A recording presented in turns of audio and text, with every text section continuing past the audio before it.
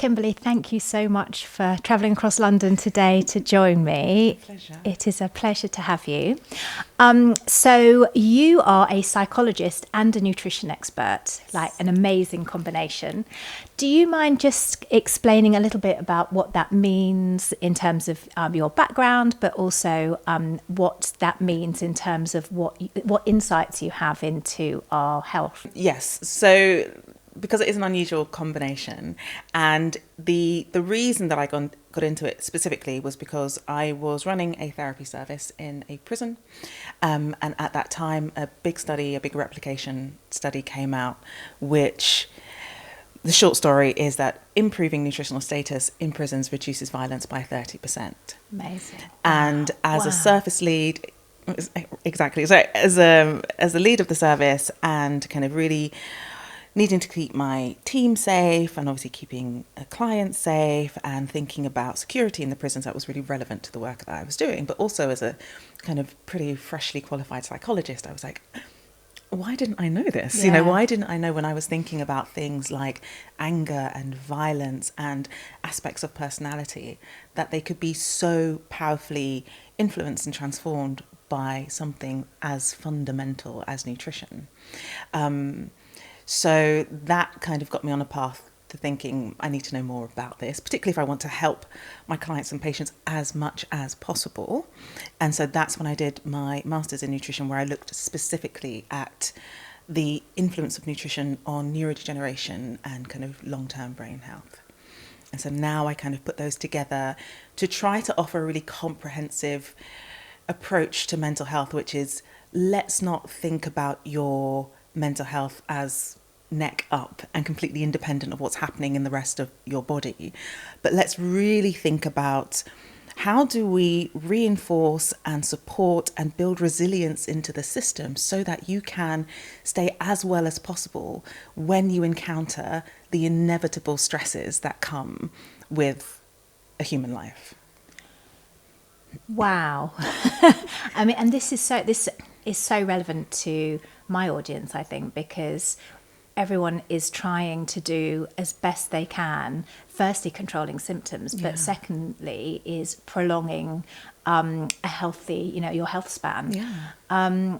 So I think what everybody really wants to know is, what should we be doing? Okay. We're just like cheat sheet. We'll go straight in. Absolutely. Yeah, just like basically, can you tell us all what to do? Please. Okay. I'm gonna step out of my typical therapy track, and I will tell you what to do this time. So if we're thinking about, I guess, long-term brain health, and with that, I would always link cognitive longevity, right? So if we think about your mental health and your performance, your memory, your attention, your focus, your impulse control, they are all emergent properties of a brain that is working well. I always like to use the analogy of an orchestra. So in an orchestra, you have lots of different musicians, lots of different instruments doing their own thing.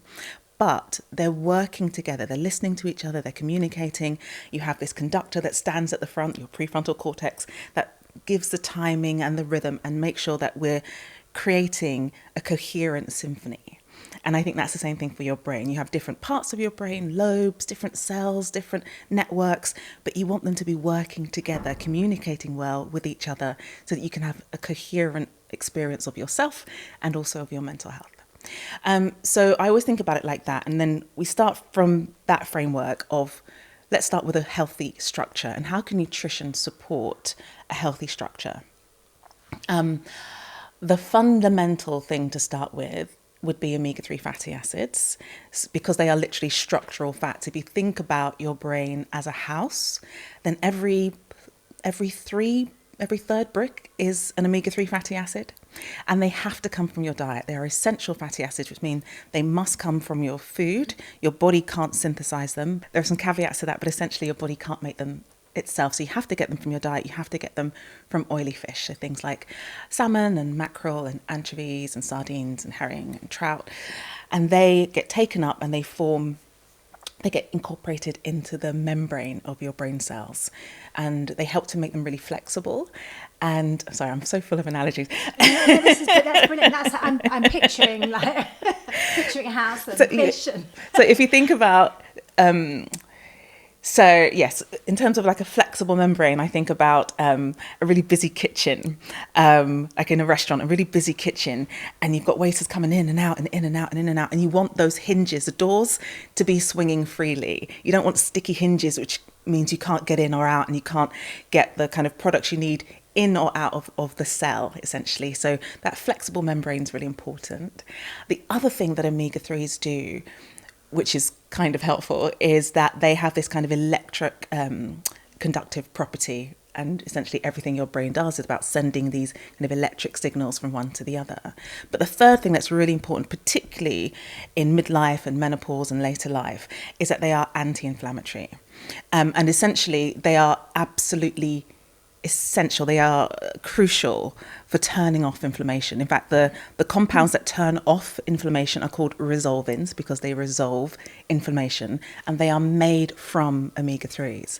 So if you're not getting enough of them, simply you can't effectively turn off any inflammation that emerges. And inflammation can turn up from poor diet, from stress, from hormones going all over the place. And so it's a really supportive, effective way of making sure that we can turn down the dial on any inflammation that might be coming up in your brain. And if you don't eat fish... Yes, if you don't, can't, won't, hate fish, or worried about, fishing, and that's what I really worry about. Yeah. Then we're thinking about an algae-based omega-3 supplement. So, vegan omega-3 supplements come in two forms. Often the plant-based one is like from walnuts and chia and flax seeds, and then there's the algae-based source. So technically, yes, algae, the walnut-based version is a type of omega-3, but it's not the version that your brain really needs. That version has to go through several layers of elongation and kind of reconstruction in order to get to DHA at the bottom. So it's like ALA at the top and all these other processes in the middle, and then DHA at the bottom. And our body doesn't do that very well. Women's bodies do it slightly better, but really not very well at all. Whereas the algae-based one is really the source. So what happens in nature is that the algae synthesize DHA. Right. The fish eat the algae, concentrate that DHA in their bodies, and then we eat the fish and get those benefits. So you're kind of just like cutting out the middleman and going straight to source when you take an algae-based supplement. So that would be the recommendation. I worry so much about the fish, about what we're doing to the seas, and I like fish is such an amazing food, and it's tasty and fills you up and nutritious and everything. But I've stopped buying fish because I just can't bear what we're doing to the oceans. It's really, and I think this a kind of a bigger topic, but about how we manage effectively and responsibly kind of marine fisheries, because we think that actually the human brain evolved on the shoreline because these fats are so essential, because they play such an oversized role in our brain development. We think that actually for a big chunk of human evolution we were shoreline dwelling because we had these easily accessible, easily digestible preformed proteins and omega-3s. And so these fats are essential to our diets, to our brain health. They come from only one place. And if we're polluting that place, then our brains are fundamentally going to struggle. So there is a real kind of human story within how we protect the seas, because it's also about how we protect our brains. Gosh, amazing. Okay, so we've got to eat those. Yes. What else do we need to eat? My other big one would be a daily serving of leafy green vegetables. The headline is that a daily serving of leafy greens slows brain aging by 11 years. 11 years. Wow. Okay. And I'm not talking about like a giant bowl of like raw kale where you're just there for hours, like sad and questioning your life choices. Yeah. It's literally just a small kind of cereal bowl, like a side salad size portion. And essentially, when we look in the brains of people who die with Alzheimer's disease or of Alzheimer's disease, the levels of these nutrients in their brains are 50% lower than they are in the brains of people who die with healthy brains. These nutrients they're anti-inflammatory, they're neuroprotective, and they really support the brain with oxidative stress, so protect it from oxidative stress, which can cause like a big cascade of harms in the brain. So daily serving of leafy greens and you're good.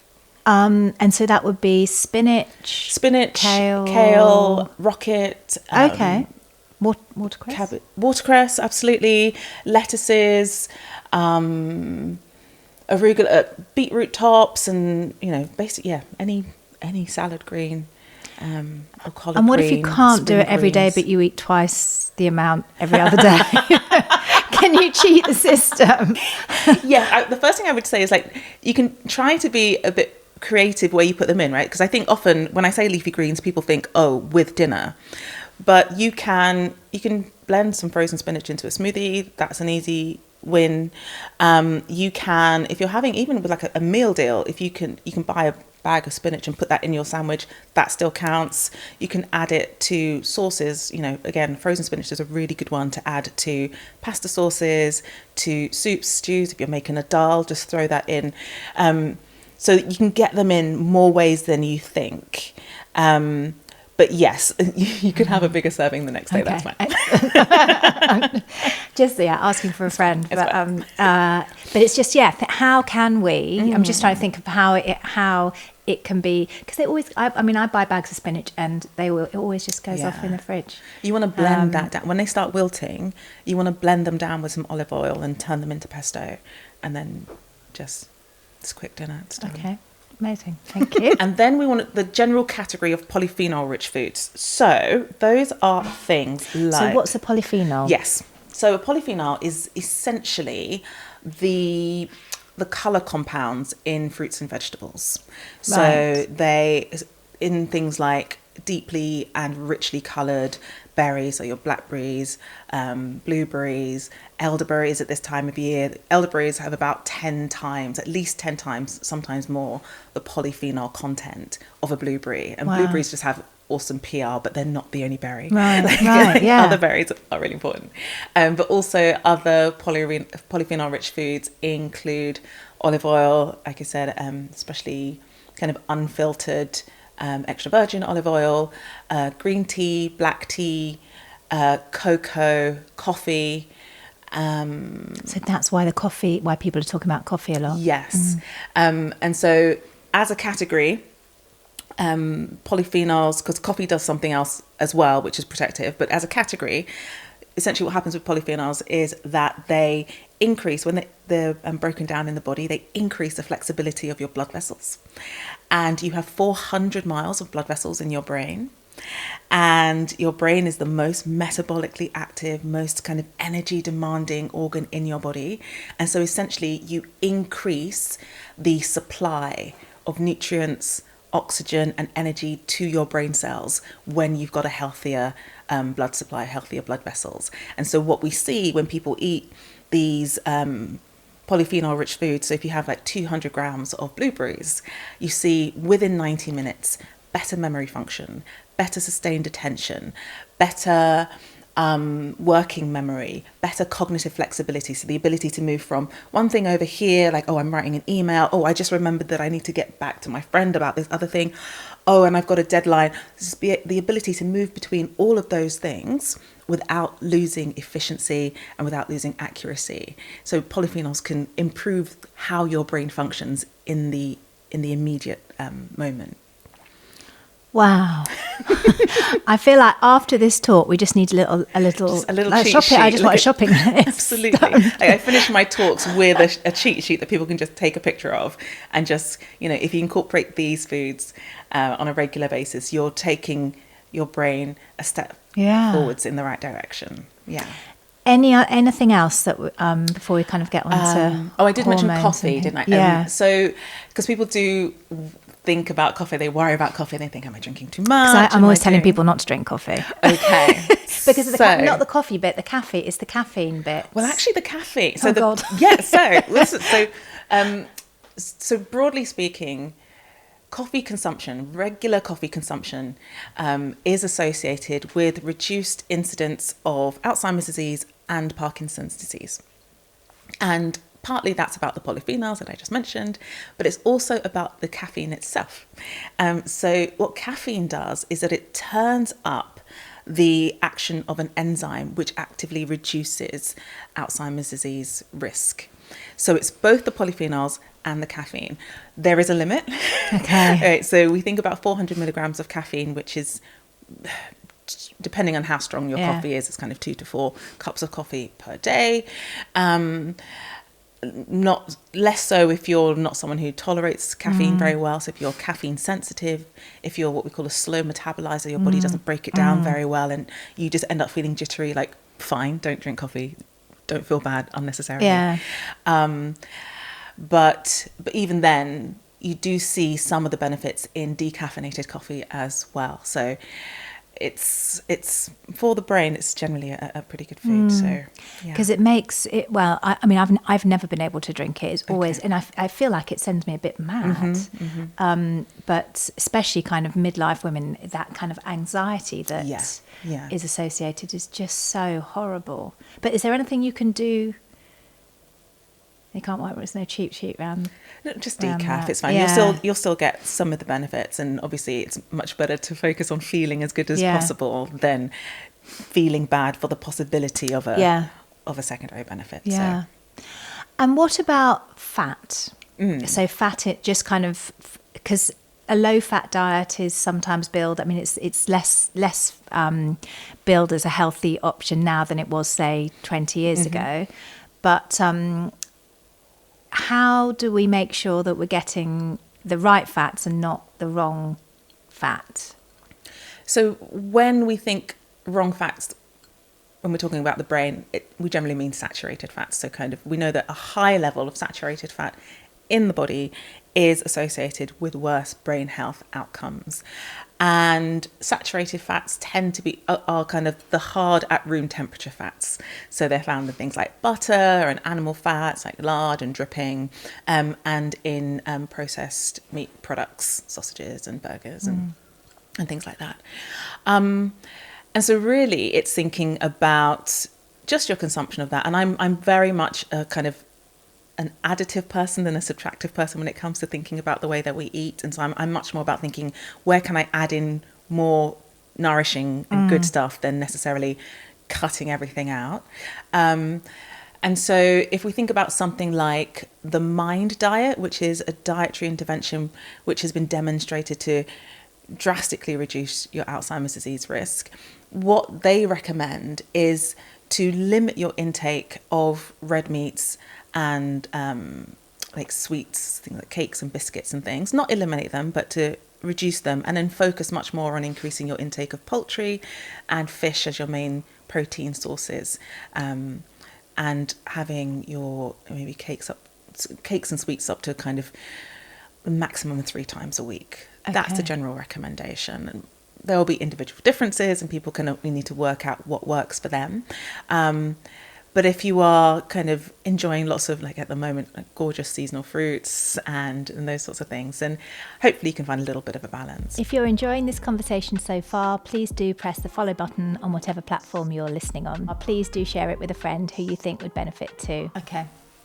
So, Alzheimer's particularly, I think, so because some of the symptoms of perimenopause and menopause are the cognitive function, cognitive brain fog, word finding difficulty, those kind of things. A lot of women worry that they are getting early onset dementia. Yeah. But also we know that women are more likely to get dementia than men. Yes. I think you've got quite a deep understanding of how this all works. And I think, and importantly, like, what can women do to reduce their risk as much as they can? Yeah, and there's actually been some really fresh data on that might shed a little bit of a light on why there is such a sex-based differential in Alzheimer's disease risk. Because it's not simply that women live longer. We know that because we know in longer lived nations, Alzheimer's disease isn't the main driver of deaths in women or otherwise. And also, women don't live that much longer than men, so it doesn't account for that. And we know that there is a neuroprotective effect of estrogen in the brain, that it's not just a sex hormone. There are lots of different receptors in the brain for estrogen, and it's anti-inflammatory and all these wide-ranging effects.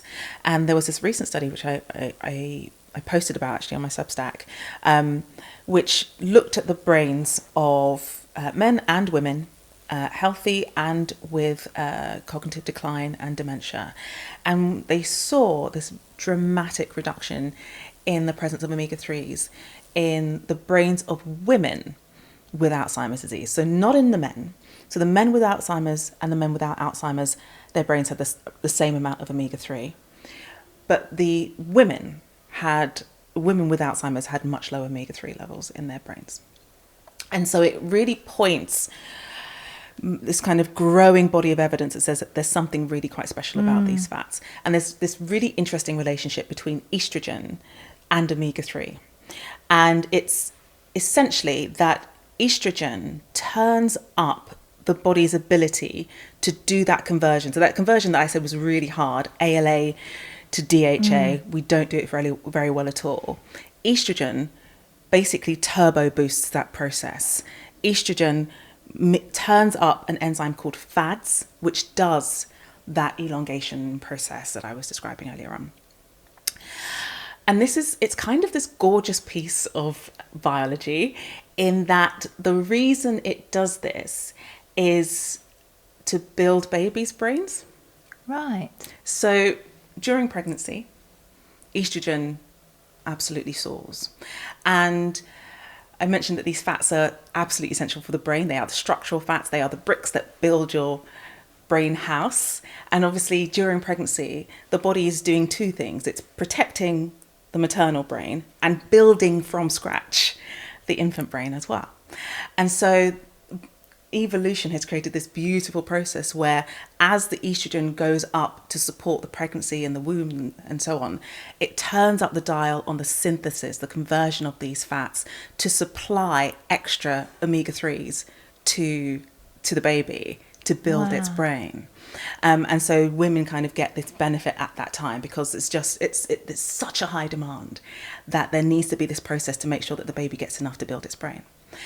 And so what happens at menopause is that as estrogen starts to go down, this action on this enzyme goes down. And if those omega-3s aren't being replaced in the diet, in the preformed form, whether that's from fish or from an algae-based supplement, then she's simply not getting those protective fats, those structural fats that help with the signaling in the brain and that help with that anti-inflammatory process.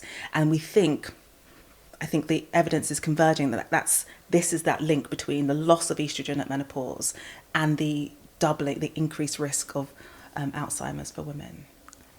Wow. And so do we have any data on the use of that supplement and have we got any randomized controlled trials? It's in terms of, we have a few different kind of streams of evidence. So first of all, we have dietary habitual consumption. And what we see across the board is that people who have higher consumption of omega-3s in their diets, usually through food, I should say. So people who eat more fish on a regular basis, they have larger overall brain volume, they have larger brains. And that's important because as we get older, our brains start to shrink. Age-related brain shrinkage, we lose brain volume, and that's a function of brain atrophy. That's brain cells that are beginning to die back, and that's associated with what we consider to be normal brain aging. Yeah. I don't consider it normal. No. You don't have to do it. So people who have higher consumption of omega-3 of omega-3 rich foods have higher overall brain volume, they have slower cognitive decline, they have reduced risk of Alzheimer's disease. When we look at blood levels of omega-3s, and this can come through either food consumption or through supplementation. So it was a study that looked at a big cohort of people, looked at their blood levels of omega-3 and split them into 5, so into quintiles. So you have your lowest 20% over here and the highest 20% over here in terms of the amount of omega-3 in their red blood cells. This group had a 49% reduced risk of Alzheimer's disease compared to this group. And so we see this really strong relationship, this converging of the evidence towards a higher intake of omega-3 and this reduced risk. And then another one of the big studies is one called VitaCog, and that was a randomized controlled trial of B vitamins, actually. So again, split people into 2 groups. Everybody's getting a supplement. Half of them are getting a placebo. The other half are getting a mixture of B vitamins, so essentially a B complex to take for 2 years. What's interesting about this study is that the people were already high risk for Alzheimer's. So they were over 70. And they already had something called mild cognitive impairment. So that is that it's not necessarily a precursor to Alzheimer's disease, but it's considered a risk factor. It's that slowing down of cognitive function. It's a bit of forgetfulness. You can still take care of yourself, but you're not quite as sharp as you used to be. So they were already a high risk group.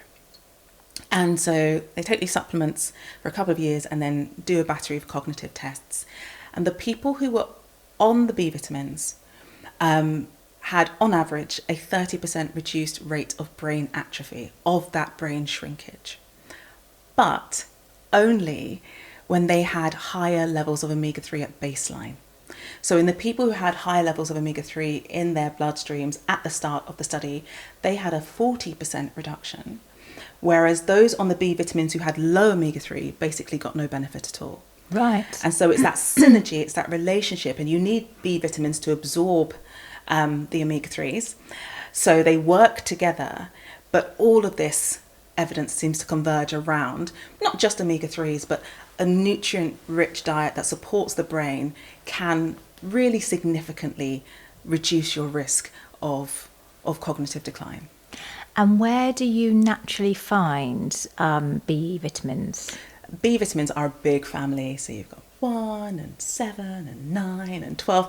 And so B12 is found in animal foods. So that's really important. So anybody who doesn't eat much meat or dairy, anybody who's vegan, they do need to ensure that they are getting a reliable source of B12 from somewhere else. And that's super important because there are something like over 41 case studies in the research literature of infants, children, 14-month-old babies who are being taken to hospital with significant brain atrophy. So MRIs that show these dark patches in their brains. They've got brain damage because they were born to and then breastfed by women who were exclusively plant-based and weren't supplementing. So I'm not saying you can't be plant-based and have a healthy baby. You absolutely can. But you need to know that B12, which is so important for brain health, that deficiency mimics dementia. You need to make sure that you're getting a good, reliable source from elsewhere, absolutely during pregnancy and in later life. So B12 is found in animal foods, milk, dairy, eggs, meats, and basically if you're getting a general consumption intake of that, you're probably okay. Thiamine, like B1 and other B vitamins, are found in whole grains, and we know that from the early studies. The way that we found out about scurvy, which basically we owe a lot of nutrition to sailors. Because what they saw was that sailors out in Japan and in East and Southeast Asia who were only eating white rice ended up with these neurological conditions where they couldn't walk, and it was because they were losing the B1, the thiamine, from the whole grain. This is the same thing that happens in alcoholism and alcoholic brain disease, because alcohol reduces your supply of B1, and that's why we see these alcohol-related brain damage in people who have very, very high long-term alcohol consumption. So whole grains, animal foods for your B12, and then things like B9, your folate, is found in leafy green vegetables. So if you're eating whole grains and beans and leafy greens and a little bit of kind of good quality meat, you're kind of covering your B vitamins. And can you take a... Can you? Is it possible to get like a combination of? I do. Yeah. So after I was like, when I read the Vita Cox study, I was like, okay. So I take a. It's just like not worth the risk, is it? It's not worth the risk. And the thing about your B vitamins is that they're water soluble. So unlike something like vitamin D and vitamin E, where you can take too much because it gets stored in your body fat and accumulates. B12, your B vitamins kind of get excreted in your urine, so taking a supplement is not an issue in terms of kind of a safety profile. So brain fog, women experiencing brain fog, does this put them at a higher risk in itself of Alzheimer's? No, not necessarily. So brain fog, we think, is a function of perhaps neuroinflammation and of the kind of squiggly thing that's happening with estrogen in the brain, and it's more about the unpredictability of the estrogen supply at that time, and we think that the cognitive decline that is experienced during that time is unpleasant and frightening but temporary, and that you will regain your previous cognitive function at some point. But also you have to function in the meantime. And so if we're thinking about brain fog as probably a function of inflammation, then we're thinking about the things that support inflammation. So again, in terms of nutrition, that's the omega-3s, particularly EPA. What's EPA? So there are two kind of important versions of omega-3 for the brain. One is DHA, which is a structural one, and then EPA is the one that gets largely turned into those resolvins. Right. But they come together. So if you get a supplement or if you eat a fish, you'll be getting both. Right. Okay. That's absolutely fine. What can we do to support reduction of inflammation?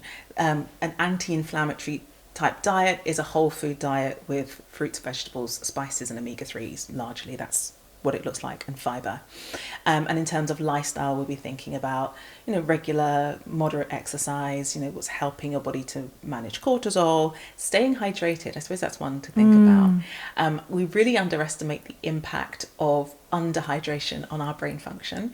And it's actually surprisingly important because when you are slightly dehydrated, or even very dehydrated, when you're dehydrated, your body releases a hormone called vasopressin to help hold on to the water that you do have. So it tells the kidneys not to release too much water because we don't have much coming in and we just need to maintain this balance as much as possible. And that's why your urine gets more concentrated and darker. All fine, except that vasopressin also controls a hormone that releases cortisol. And so as vasopressin goes up to maintain your water balance, so does your cortisol. And so as your cortisol goes up, you get the kind of physiological experience of kind of agitation and irritation and restlessness, but also you might get those cognitive complaints as well. And if you're already a bit anxious, a bit stressed, if your brain is already trying to deal with other hormonal imbalances, getting a dehydration associated rise in cortisol is going to be unhelpful. So staying hydrated is going to be really helpful as well. And you don't have to go crazy. You just, the kind of 2 litres a day, sipping throughout the day rather than big gulps is enough. Gosh, it's not. I mean, it's not rocket science. It's really not. But I think once you understand the reasons that it makes a difference, I think it's easier to feel kind of motivated. Like, I'm a terrible hydrator. I find water very boring. Yeah, no, me too. Boring. But then I think, all right, Kimberley, first of all, be a grown up and drink your water. But also, I'm reducing my cortisol and I'm helping my brain to function better if I just have some water. Actually, what I've done, I just came back from Japan and they had these really awesome water, like filter water flasks. So I've made tea my default beverage now. You put some tea bags or some tea leaves in the bottom, fill it up with water, it automatically filters it, and that's what I drink now. So it tastes better, and I'm getting all day polyphenols as well. So I love it. I picked that on my Substack as well. I was like, I love it so much, you can have it. And so just double checking. Yes. So would Earl Grey count as tea? Earl Grey counts as tea. Yes. Earl Grey, Builder's tea, English breakfast, it all counts. With or without milk, it all counts. It's so rich in those beneficial compounds. As far as the literature is concerned, there is no limit on how much tea you can drink that will be protective of your brain. Brilliant. So I think there's a lot of pressures on midlife women, not so work, families, old parents, getting older. They're under a huge amount of stress. And I think that probably can feed into a vicious cycle, can't it? And make symptoms worse, and then that makes you more stressed and can spiral. What effect does stress have on the brain? Okay. So I want to say this in a way that isn't scary. Yeah. We'll come up with solutions afterwards. Yes. So the first thing to say is that we are evolved to manage occasional and small amounts of stress. Like, stress in itself is not an issue. It's not a problem. And actually, it's probably worth really understanding what the stress hormones do, because, we think about cortisol, we call it a stress hormone. I think it'd be much more accurate and helpful and maybe compassionate to the hormone itself to call it an energy hormone. We need it. We can't live without it. Exactly. And so it kind of goes back to the idea that the human body is, compared to other animals in the natural world, is pretty pathetic. Like, we don't have claws, we don't have really sharp teeth, we don't have armor like an armadillo to protect us. We're really soft all over, and we're not very fast. And so in terms of protection, all we have is our brain. Our brain to help us shape tools, our brain to help us look for an exit strategy, our brain to help us de-escalate, see what's happening in somebody's face, read their facial expressions, try to come up with some sort of diplomatic way out of whatever this risk is. All we have is our brains and our ability to run, but we need to work out where we're running to, right? Because we can't run very far. And so we need to make sure in times of threat or times of novelty, because your brain consider them the same thing, because your brain likes to be able to predict what's happening. That's how it keeps itself safe. What is coming next? Where do I need to be? What is being asked of me? Your brain is a prediction machine. And so in times of threat, challenge, or novelty, your brain needs to be firing on all cylinders. And in those circumstances, because your brain runs on glucose, your body's answer to that is fine. I'll turn up cortisol because, to give it its full name, it's a glucocorticoid. It releases glucose from the liver into your bloodstream to feed your brain. 60% of your blood sugar is to feed your brain. And so when we think about the turning up of cortisol, sometimes it's helpful to think, okay, my body is creating this response to help my brain. So what is it that my brain is trying to do? What is my brain trying to work out? Is it trying to strategize how I'm going to manage checking in on my mum, also doing my job, making sure kids get to tennis or whatever it is afterwards, right? It's really about strategizing and making sure my brain is properly fueled. And so I think from that context, it gives us a little bit more a way in to think about how we manage stress. Because then we can think about, actually, in what ways can I help to mitigate what my body is trying to do anyway? And how can I help to bring it back down? So I think in terms of managing stress and thinking about stress, the first thing that we might be thinking about is the supply of energy and nutrients. So all of the things that we've been talking about already, and making sure that those blood vessels are nice and healthy so that your brain is getting what it needs, there isn't an energy crisis. Trying to consume a nice steady supply of or glucose in the form of complex carbohydrates, so that you don't get a crash in energy that again turns on that cortisol and leaves you feeling kind of wired and really intense. And then all of the kind of external support things. So I think sometimes people can feel a bit anxious or worried about using external tools or crutches like, I don't know, day planners or calendar reminders or alarms, or that. All of that is really helpful and it's absolutely fine. It's your brain won't stop knowing how to do that stuff if you use those supports. What it will do is just feel less stressed. Yeah. And that's really helpful. So using any additional external tools or apps or support that are helpful for you, asking for help and acknowledging that actually you might need to take additional breaks, and using maybe body-based strategies like breath work or gentle movement to help bring that cortisol down as well. I don't know if I answered the question. I feel like I meandered So stress is bad for us, right?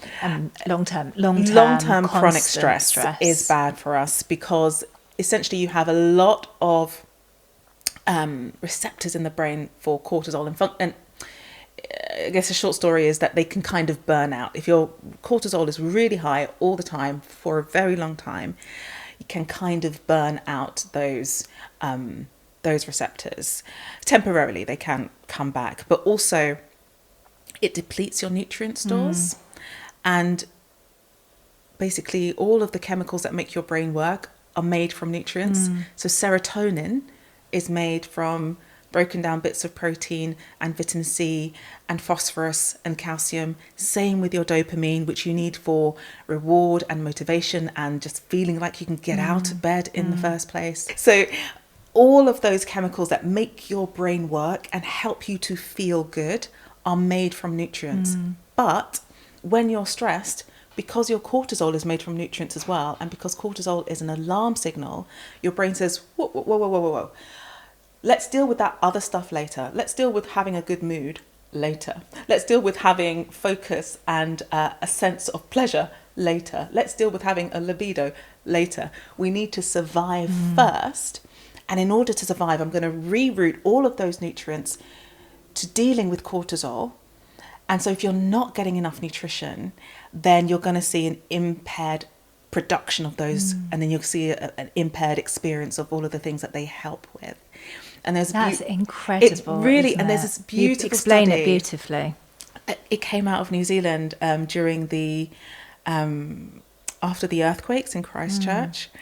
And Julia Routledge is a psychologist down there, and she was doing a nutrition study. And so she had this, ended up a kind of natural experiment where we had this crisis and a group of people who were on nutrients and some who weren't.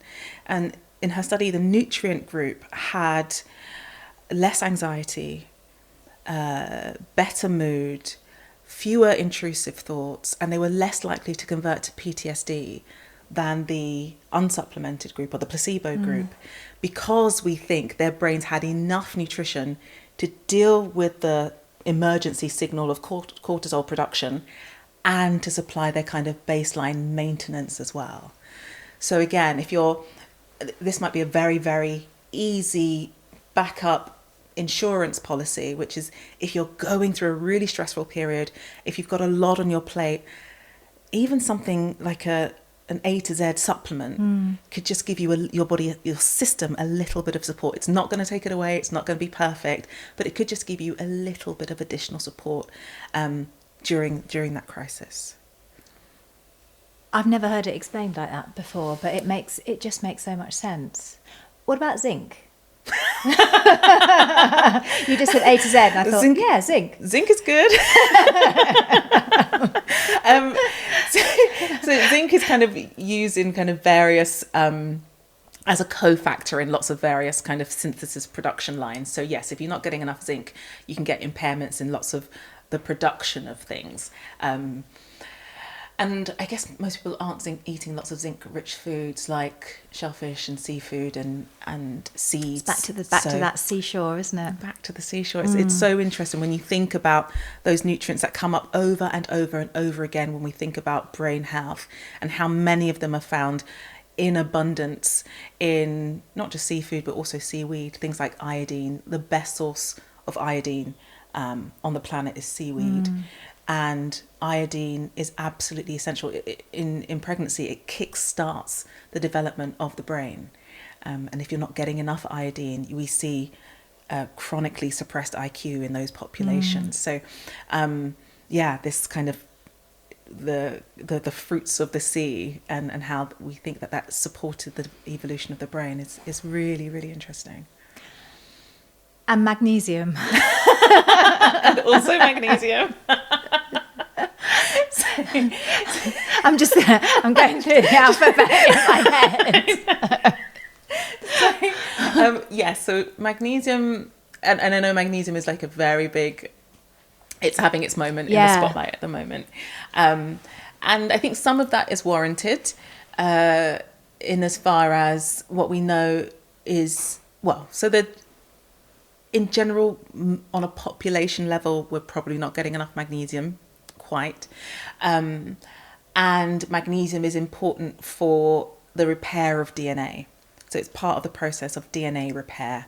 And if your DNA isn't repairing well enough, then you get oxidative stress and this kind of cascade of inflammation in the brain and body. And so magnesium, having sufficient magnesium can be helpful for that.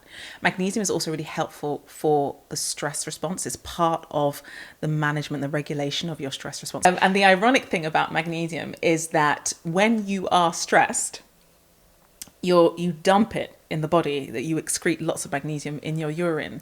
And the reason that's ironic is because it's part of this regulation process. And what it does is to help with the relaxation of smooth muscle.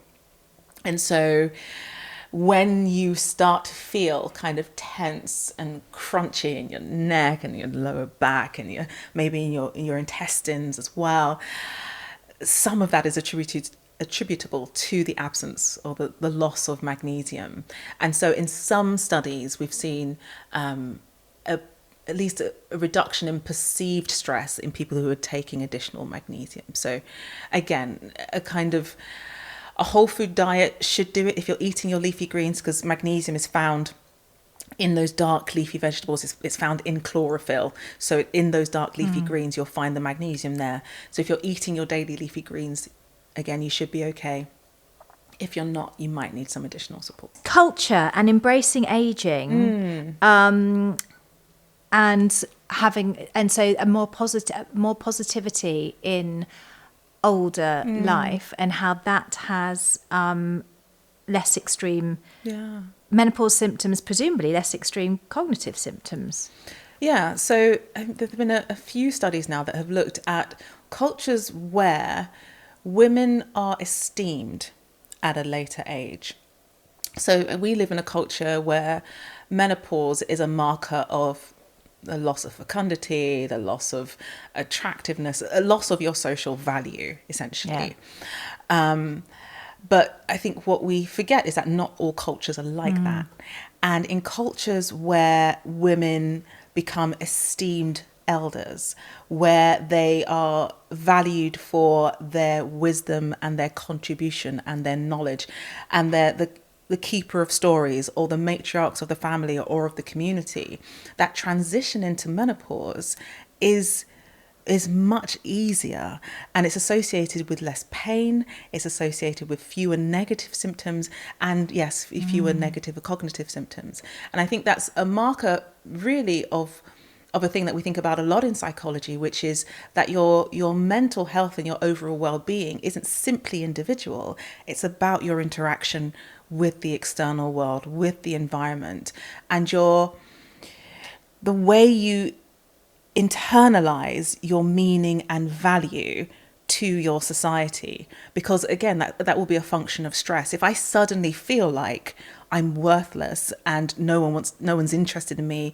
and they feel that I have nothing of value to offer, then I'm going to feel negative, I'm going to feel more stressed, I'm going to feel more vulnerable, I'm going to feel more lonely. And physiologically, that's going to turn up lots of those negative stress-related processes that are going to exacerbate the things I'm already experiencing as a biological function of menopause anyway. So there's a real power in how culture values women, and what women continue to be and continue to offer after they stop being able to produce babies. Yes, that's fascinating, isn't it? But I suppose there's not a huge, we can't kind of overhaul society. Yeah.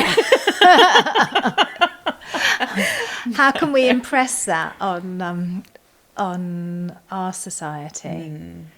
Because it's madness, isn't it? I don't know, and I don't think it's going to get any easier. No. I think with the advent of with the focus on the visual so much, and the idea that we already have 9-year-olds who are terrified of aging. Yeah. I mean, it's already starting to be embedded in that generation. Yeah. That being an older woman is something terrible. Yeah. So, yeah, I don't know. It's very depressing. It is really depressing. I'm so sorry. So you haven't got a solution to that one? I haven't. We'll leave that open to the crowd. We'll take a crowdsource a solution for that one, because that's bigger than me. So the first question from Bella: how can exercise help with brain health? And are there any particular exercises I should be doing? So exercise is some of the most robust data that we have on brain health and brain protection and brain longevity. And it's really about both. So in terms of aerobic and resistance training. So aerobic, because of what I was talking about in terms of your blood vessels. So what we see is that people with higher cardiovascular health, they have bigger overall brain volume. So they have better, healthier blood vessels, their brain cells are more supplied with all the nutrients and stuff that they need, and they retain brain volume, and they have reduced risk of cognitive decline. But also, and specifically for women and older women, resistance training for so many reasons. So there is such a close correlation between muscle strength and brain health that your grip strength is a predictor of your cognitive decline. Your walking speed is a predictor of your cognitive decline. And that, to some degree, that's about, okay, if you're staying physically healthy, maybe you're a healthy person. But it's also about the physiology. So when you go to the gym and you put a stressor on the muscle, so you lift a weight and you put a stressor on that muscle, you get a release of compounds, growth factors that help the muscles to grow.